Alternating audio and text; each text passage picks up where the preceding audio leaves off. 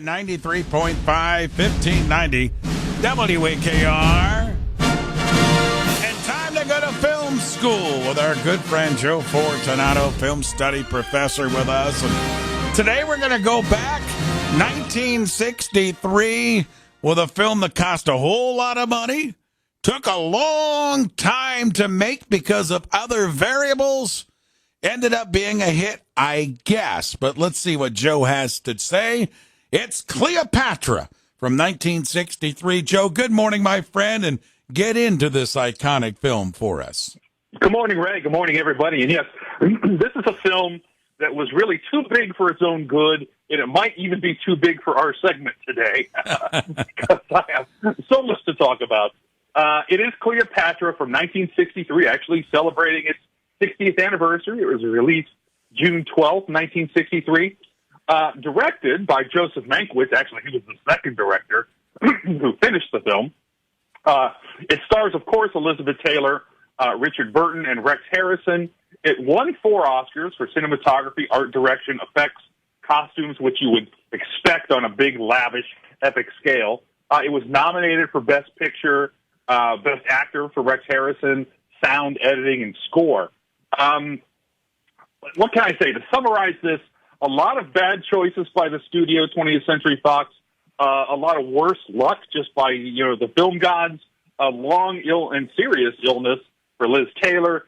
Things were costing $100,000 a day, and they ran out of things to shoot without Liz Taylor. They ended up spending $7 million for 10 minutes of footage that they didn't even use with the previous director. So if you like stories, behind-the-scenes stories, this is probably the most infamous one in Hollywood history of just all the things that could go wrong and did go wrong on the making of Cleopatra. Now, that said, you mentioned it was a success. It was. It was, if not the biggest box office draw that year, it was one of the best or biggest, but it cost so much money that it didn't recoup its earnings for years later. Adjusted for inflation, this is one of the most expensive movies ever made.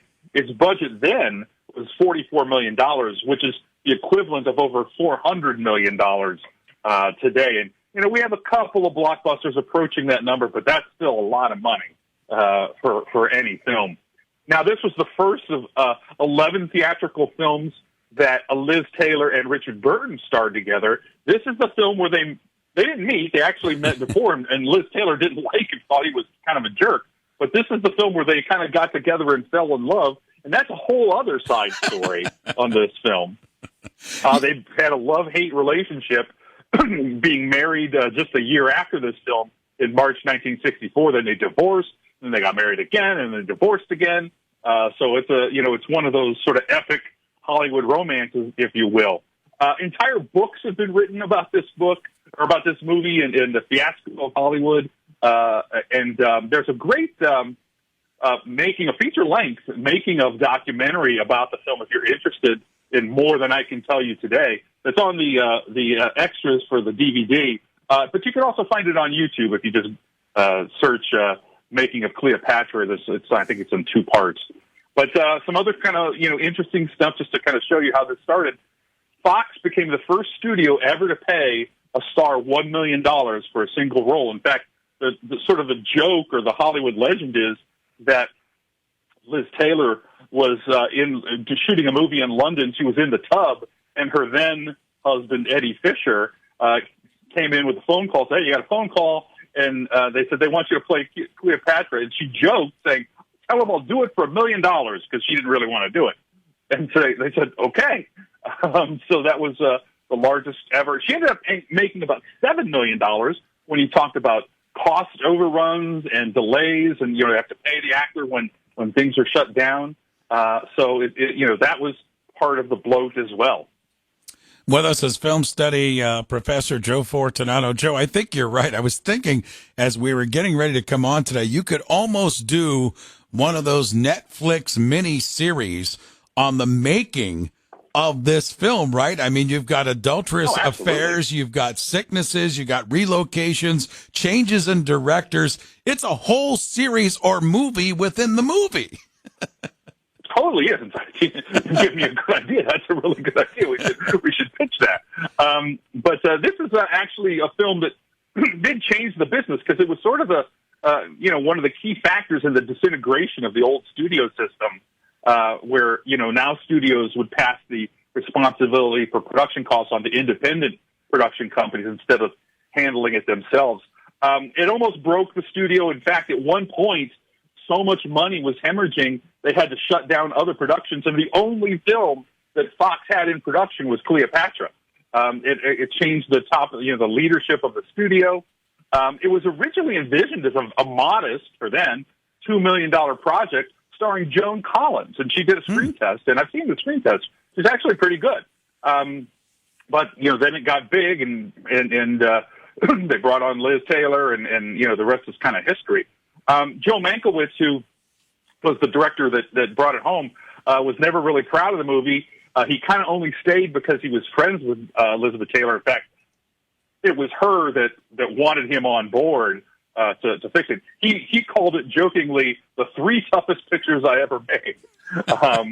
And in fact, he wanted to make it 2 pictures. The first one being, because the original cut of this film was 6 hours. Oh my! And they had to cut it down to 4 hours. And he wanted to make 2 pictures. One with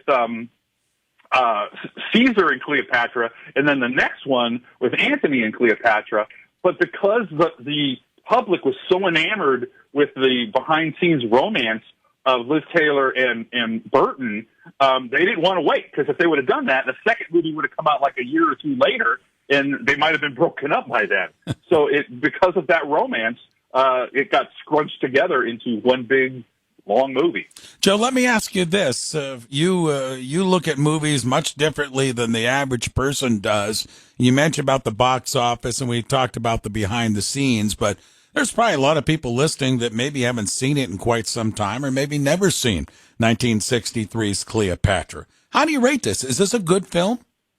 It's pretty good. I mean, look, I'm a sucker for big, lavish, epic historical pictures. I love, of course, Lawrence of Arabia is a great film by any standard. But I love films like that.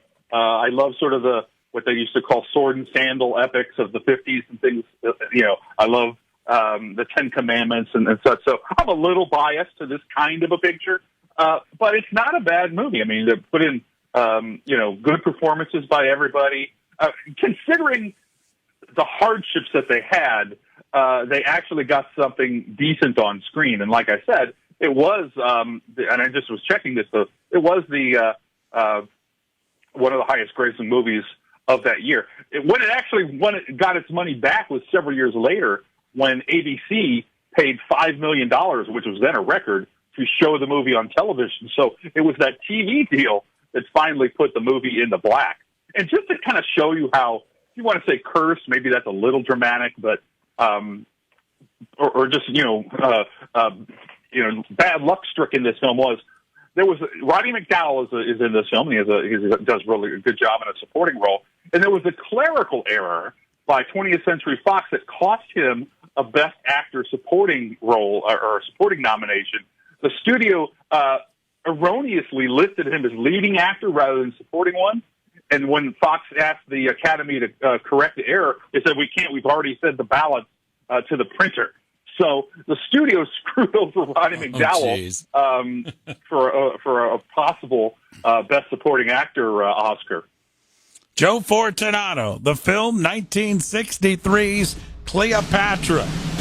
His look at it with Film School today on WAKR. Joe, great job as always, my friend. Thank you for the connection and the look, and we'll do it again next week. Thanks, Joe. Yeah, and by the way, if people want to see the film, it is on Max right now. So if you have a subscription to Max, you can